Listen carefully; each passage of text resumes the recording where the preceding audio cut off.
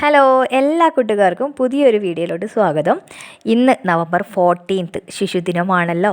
അപ്പോൾ ഇന്നത്തെ നമ്മുടെ വീഡിയോ കൊച്ചു കൂട്ടുകാർക്ക് വളരെ എളുപ്പത്തിൽ അവതരിപ്പിക്കാൻ കഴിയുന്ന ചാച്ചാജിയുമായി റിലേറ്റഡ് ആയിട്ടുള്ള കുറച്ച് കുട്ടിക്കഥകളുമായിട്ടാണ് എത്തിയിട്ടുള്ളത്. അപ്പോൾ എന്നും പറയുന്നത് പോലെ നമ്മുടെ ചാനൽ ആദ്യമായിട്ട് കാണുന്നവർ സബ്സ്ക്രൈബ് ചെയ്യാനും അതോടൊപ്പം തൊട്ടടുത്ത് കാണുന്ന കുഞ്ഞു ബെല്ലൈക്കള്ള ഓൾ എന്ന ഓപ്ഷൻ കൂടെ ക്ലിക്ക് ചെയ്തിട്ടുണ്ടെങ്കിൽ ഞങ്ങളിടുന്ന വീഡിയോസ് അപ്പം തന്നെ നിങ്ങൾക്ക് നോട്ടിഫിക്കേഷൻ ലഭിക്കുന്നതാണ്. അതുപോലെ തന്നെ വീഡിയോസ് നിങ്ങൾക്ക് ഉപകാരപ്രദമായെന്ന് തോന്നിയിട്ടുണ്ടെങ്കിൽ നിങ്ങളുടെ ഫ്രണ്ട്സിന് എല്ലാവർക്കും ഷെയർ ചെയ്യാനും മറക്കല്ലേ.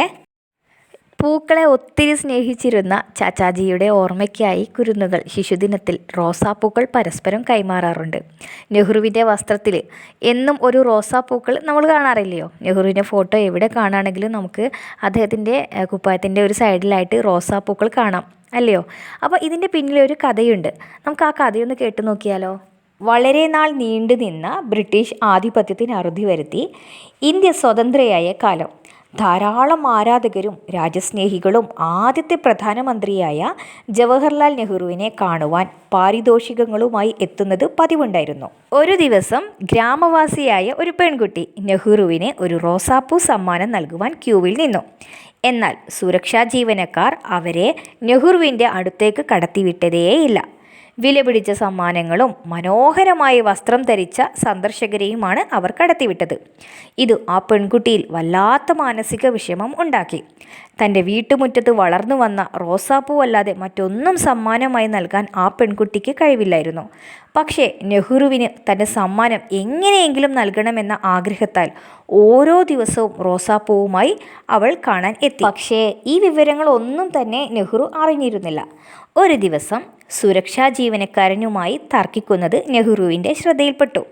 അവരെ നെഹ്റുവിൻ്റെ അടുത്തേക്ക് കടത്തിവിടുവാൻ നിർദ്ദേശിച്ചു. പെൺകുട്ടി കൊണ്ടുവന്ന റോസാപ്പൂ വളരെ സന്തോഷത്തോടെ നെഹ്റു സ്വീകരിക്കുകയും കുപ്പായത്തിൻ്റെ ഒരു ഭാഗത്ത് കുത്തിവെക്കുകയും ചെയ്തു. സമ്മാനം എന്തായാലും, അത് ചെറുതായാലും വലുതായാലും, അത് തരാനുള്ള മനസ്സിനെ നെഹ്റു പ്രകീർത്തിച്ചു. പിന്നീട് നെഹ്റുവിൻ്റെ അടയാളമായി റോസാപ്പൂ മാറി. ഇതാണ് ചാച്ചാജിയും റോസാപ്പൂവും തമ്മിലുള്ള ബന്ധത്തിൻ്റെ കഥ. ഒരിക്കൽ ഗാന്ധിജി തീൻമൂർത്തി ഭവനിലെ പൂന്തോട്ടത്തിൽ ഉലാത്തുകയായിരുന്നു. പെട്ടെന്നാണ് ഒരു കൊച്ചു കുഞ്ഞിൻ്റെ കരച്ചിൽ അദ്ദേഹം കേട്ടത്. അദ്ദേഹം ചുറ്റും നോക്കി. കുട്ടിയെ കാണുന്നില്ല. കുറച്ചു ദൂരം നടന്നു നോക്കിയപ്പോൾ ഒരു കൊച്ചു കുഞ്ഞു നിലത്ത് കിടന്ന് കരയുന്നതാണ് അദ്ദേഹം കണ്ടത്. വലിയ വായിൽ കരയുകയായിരുന്നു. നെഹ്റുജി അവിടെയൊക്കെ നോക്കി, കുട്ടിയുടെ അമ്മ അവിടെ എങ്ങാനും ഉണ്ടോ എന്ന്. കുട്ടിയുടെ നിലവിളി ഉച്ചസ്ഥായിയിൽ ആയി. അദ്ദേഹം എന്തും വരട്ടെ എന്നു കരുതി ആ കുഞ്ഞിനെ കയ്യിലെടുത്തു. അടുത്ത നിമിഷം തന്നെ ആ കുഞ്ഞ് തൻ്റെ പല്ലില്ലാത്ത മോനെ കാട്ടി അദ്ദേഹത്തെ നോക്കി ചിരിച്ചു തുടങ്ങി. അദ്ദേഹം കുഞ്ഞിനെ മടിയിലിരുത്തി ആട്ടിക്കളിപ്പിച്ചു കൊണ്ടിരുന്നു. കുറച്ച് സമയം കഴിഞ്ഞപ്പോൾ കുട്ടിയുടെ അമ്മ ഓടി വന്നു. കുഞ്ഞിനെ കിടത്തിയിട്ടിരിക്കുന്ന സ്ഥലത്ത് കാണാതായപ്പോൾ അവർ കണ്ടത് ഇന്ത്യയുടെ പ്രധാനമന്ത്രിയുടെ മടിയിൽ കിടന്ന് തൻ്റെ കുഞ്ഞു കളിക്കുന്നതാണ്. അവിടെ പൂന്തോട്ടത്തിൽ മണ്ണും ചെളിയും വാരി പണി ചെയ്തുകൊണ്ടിരുന്ന കൂലിപ്പണിക്കാരി തൻ്റെ അഴുക്കും വിയർപ്പും നിറഞ്ഞ കൈകൊണ്ട് തൻ്റെ കുഞ്ഞിനെ പണ്ഡിറ്റ്ജിയുടെ കയ്യിൽ നിന്ന് ഭയഭക്തി ബഹുമാനത്തോടെ ഏറ്റുവാങ്ങി.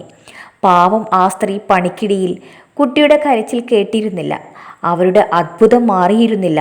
പൊന്നോമനയുടെ അസുലഭ ഭാഗ്യത്തെക്കുറിച്ചോർത്ത് ആ അമ്മ സന്തോഷത്തോടെ പൊട്ടിക്കരയുകയാണ് ഉണ്ടായത്.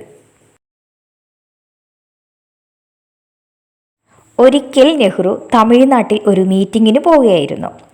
അദ്ദേഹത്തെ സ്വീകരിക്കാനായി തെരുവിൻ്റെ രണ്ടു വശത്തും ആൾക്കാർ അദ്ദേഹത്തെ ഒരു നോക്ക് കാണാൻ തിരക്ക് കൂട്ടി നിൽക്കുകയായിരുന്നു. നെഹ്റുവിനെ വഹിച്ചുകൊണ്ടുള്ള വാഹനം മുന്നോട്ട് നീങ്ങി. കുറേ മുന്നോട്ട് പോയപ്പോൾ കുഞ്ഞുങ്ങളുടെ ഒരു നിരയും അതിൻ്റെ പുറകിൽ ബഹുവർണ്ണങ്ങളിൽ ഉള്ള ബലൂണുകൾ വഹിച്ചുകൊണ്ട് ഒരു ബലൂൺ വിൽപ്പനക്കാരനെ. ബലൂണുകൾ മാത്രം ആകാശത്ത് ഉയർന്നു നിന്ന് അതിൻ്റെ ചരടുകൾ മാത്രം വിൽപ്പനക്കാരൻ്റെ കയ്യിലും. ഭംഗിയുള്ള ഒരു കാഴ്ചയായിരുന്നു. പണ്ഡിറ്റ്ജി ഈ കാഴ്ച ശ്രദ്ധിച്ചു. പെട്ടെന്ന് വാഹനം നിർത്താൻ ആവശ്യപ്പെട്ടു. എന്നിട്ട് ആ ബലൂണുകൾ വിൽപ്പനക്കാരനെ വിളിക്കാൻ ആവശ്യപ്പെട്ടു. അയാൾ ഭയന്ന് വിറച്ച് അദ്ദേഹത്തിൻ്റെ മുമ്പിൽ എത്തി. എന്താണാവോ എൻ്റെ കുറ്റം എന്ന് വിചാരിച്ച് അദ്ദേഹത്തെ താഴ്ന്നു തൊഴുതു. പണ്ഡിറ്റ്ജി അയാളുടെ കയ്യിൽ നിന്ന് ആ ബലൂണുകൾ വാങ്ങി അടുത്തു നിന്ന കുട്ടികൾക്ക് വിതരണം ചെയ്തു കൊടുത്തു. തൻ്റെ പിയോട് ബലൂണിൻ്റെ വില അയാൾക്ക് കൊടുക്കാനും പറഞ്ഞു. കിട്ടിയ ബലൂണുമായി തുള്ളിച്ചാടിയ ഒരു കൊച്ചു സുന്ദരിയെ ചാച്ചാജി പൊക്കി കയ്യിലെടുത്ത് സന്തോഷിച്ചു. നിഷ്കളങ്കമായ അവരുടെ ചിരിയിൽ അദ്ദേഹവും കൂട്ടിച്ചേർന്നു. കുട്ടികൾക്ക് ഒത്തിരി സന്തോഷമായി. അവരും തുള്ളിച്ചാടി ആഹ്ലാദിച്ചു.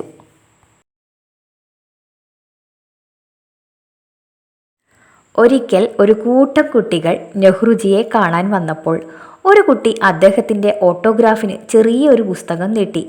ചാച്ചാജി, ഒരു ഓട്ടോഗ്രാഫ്. നെഹ്റു അത് വാങ്ങി തൻ്റെ ഒപ്പിട്ട് കൊടുത്തു. കുട്ടി അത് നോക്കി പറഞ്ഞു, ചാച്ചാജി, താങ്കൾ തീയതി എഴുതിയിട്ടില്ല. അദ്ദേഹം ഓട്ടോഗ്രാഫ് തിരിച്ചു വാങ്ങി തീയതി ഇട്ട് കൊടുത്തു. കുട്ടി വീണ്ടും പറഞ്ഞു, ചാച്ചാജി, താങ്കൾ എനിക്ക് സന്ദേശം ഒന്നും എഴുതിയിട്ടില്ല. നെഹ്റുജി വീണ്ടും പുസ്തകം വാങ്ങി ഒരു സന്ദേശം കൂടി എഴുതി കൊടുത്തു. കുട്ടി പുസ്തകം വാങ്ങി നോക്കിയപ്പോൾ അത്ഭുതപ്പെട്ടു. അദ്ദേഹം ഒപ്പിട്ടത് ഇംഗ്ലീഷിൽ, തീയതി എഴുതിയത് ഉറുദുവിൽ, സന്ദേശം എഴുതിയത് ഹിന്ദിയിൽ. കുട്ടി ചോദിച്ചു, ഇതെന്താ നിങ്ങൾ ഇങ്ങനെ എഴുതിയത്? ചാച്ചാജി പറഞ്ഞു, നീ ഓട്ടോഗ്രാഫിന് ഇംഗ്ലീഷിൽ ചോദിച്ചു, തീയതിക്ക് ഉറുദുവിൽ ചോദിച്ചു, സന്ദേശത്തിന് ഹിന്ദിയിലും. അതുകൊണ്ട് ഉത്തരവും അതാതു ഭാഷയിൽ തന്നെ ഞാൻ എഴുതി തന്നു, അത്രേയുള്ളൂ. കുട്ടി പുഞ്ചിരിച്ചുകൊണ്ട് ചാച്ചാജിയോട് നന്ദി പറഞ്ഞു. കൂട്ടുകാരെ, അപ്പോൾ ഈ കഥയിൽ നിന്നെല്ലാം നമുക്ക് മനസ്സിലാക്കാൻ കഴിയുന്നത് ജവഹർലാൽ നെഹ്റുവിന് കുട്ടികളോടുള്ള പ്രത്യേക വാത്സല്യമായിരുന്നു. കുട്ടികളോടുള്ള സ്നേഹവും അടുപ്പവും നെഹ്റുവിനെ പ്രിയപ്പെട്ട ചാച്ചാജിയാക്കി. ഇതുപോലെ ഒത്തിരി കഥകളുണ്ട്. വളരെ പ്രശസ്തമായിട്ടുള്ള 2-3 കഥകളാണ് ഞാനിവിടെ അവതരിപ്പിച്ചിട്ടുള്ളത്. അപ്പോൾ വീഡിയോ ഇഷ്ടമായിട്ടുണ്ടെങ്കിൽ ലൈക്ക് ചെയ്യാനും നിങ്ങളുടെ ഫ്രണ്ട്സിനൊക്കെ ഷെയർ ചെയ്യാനും മറന്നു പോകരുത്. അപ്പോൾ ഇനി മറ്റൊരു വീഡിയോയുമായി നമുക്ക് കാണാം. അതുവരെക്കും ബൈ.